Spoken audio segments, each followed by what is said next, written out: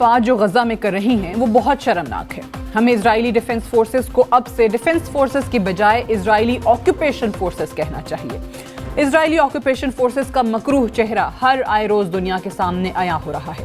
گزشتہ ایک ہفتے کے دوران غزہ کے رہائشیوں کو اغوا کرنے کے بعد آکوپیشن فورسز نے ان کے کپڑے اتروا کے انسانیت کی تذلیل کرتے ہوئے ان کی ویڈیوز کی سوشل میڈیا پر تشہیر کی.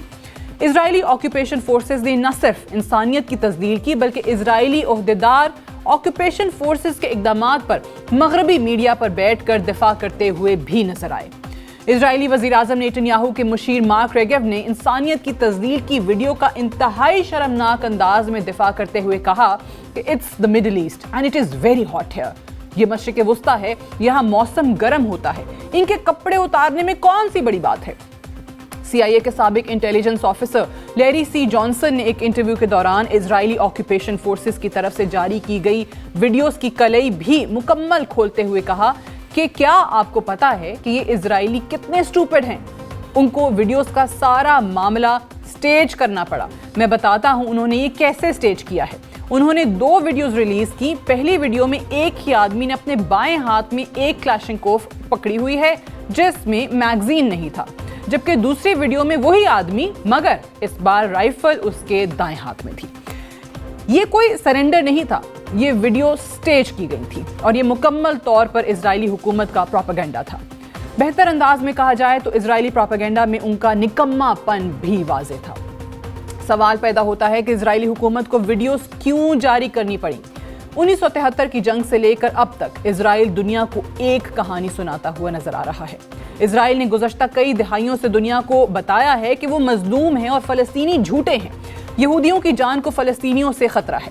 یہ وہ کہانی ہے جو دنیا کو سنائی جا رہی ہے، مگر حقیقت اس کے برعکس ہے جو اب دنیا دیکھ رہی ہے اور دنیا کو اندازہ ہو چکا ہے کہ صہیونی ریاست کی کیا حقیقت ہے. اسرائیلی حکومت اور اسرائیلی آکوپیشن فورسز فلسطینیوں کو انسان نہیں سمجھتے. ان کو دوسری جنگ عظیم کے تناظر میں نازیوں کی طرح دیکھتے ہیں.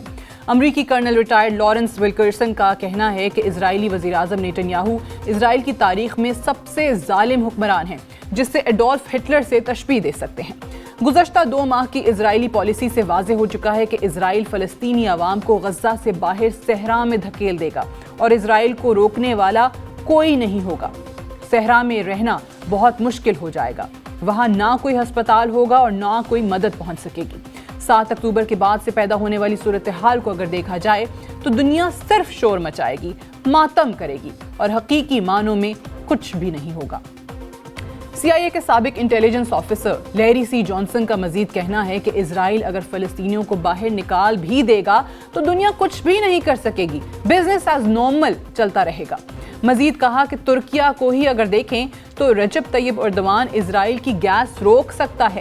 ہی ٹاکس ٹف. گیس جس کو بند کرنے سے اسرائیل کو فرق پڑے گا، ایردوان وہ نہیں کرتا اور اسرائیل کی طرف آئل کو جانے دیتا ہے. کچھ بھی نہیں ہوگا، سب لوگ اپنا کام جاری رکھیں گے. آج کے ایڈیٹوریل کو ہم اس نقطے پر کنکلوڈ کرتے ہوئے آپ کو یہ کہہ سکتے ہیں کہ صرف جوشیلے خطابات اور دھمکیوں سے بات بہت آگے نکل چکی ہے اور اسرائیل کو روکنے والا کوئی نہیں ہے. اور ہماری یہ دعا ہے کہ یا اللہ فلسطینی عوام پر رحم فرما.